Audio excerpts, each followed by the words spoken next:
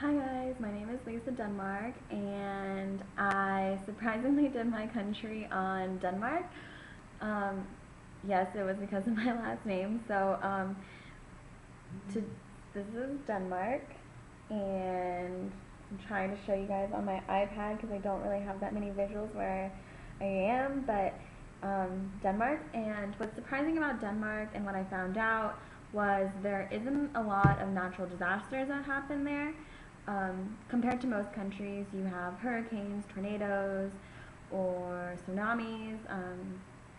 Most recently, like Indonesia, hit by a tsunami. My mom's from the Philippines, and um, they get hit by hurricanes, which are called typhoons, almost every year, kind of like us in Florida. And sometimes it's worse, sometimes it's the same. Another thing is my dad is from the Midwest, so he was used to tornadoes growing up. So Denmark's a little different. When I was going on this website, it mentioned how there are only, in the past 20 years, from 1980 to 2010, Denmark only had 13 disasters, and all of them consisted of just storms.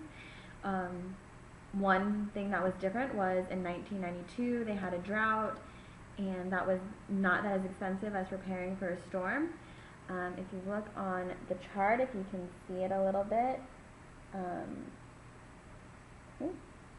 all the pricing and how the most expensive thing was a storm in 1999. It cost about $2 million, and the drought only cost 750. So yeah, that was about it. So it was pretty interesting, and the number of deaths that happened in the past 20 years in Denmark due to a disaster was only 24. So technically, only about one person a year would die when it stormed or during the drought. But however, during the drought in 1992, they didn't have anything.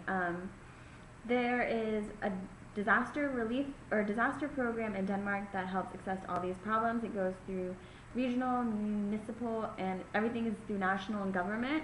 It is called the Disaster Emergency Management Agency, or DEMA. Just a few pictures from them. It's just them helping out in like very different casualties. Kind of going there and assisting if there's flooding during a storm or a fire.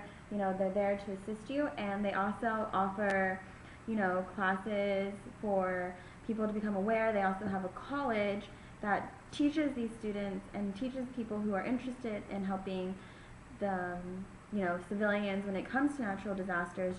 Fire happens, they go to a college, specifically to learn about this stuff, and it's all aided and taught by people who actually do this. So it's a great program that Denmark puts on, and every year they set out statistics online that people can look at, even us here, because they offer it in English, of how much it cost in a disaster, how many fires were there, what they did to prevent it, or anything similar to that. Since Denmark doesn't really have a lot of disasters, they usually are out there to help other countries, just like the U.S. If we help out another country if they have a major natural disaster, and just like when the tsunamis hit Japan, and we were out there to help them. So Denmark kind of has the same thing, and it's called the Danish Relief Council. So this is just a little picture of going. They do mainly through the European Union and like Africa. So they go out and help and assist when needed, and it's usually dictated by the UN.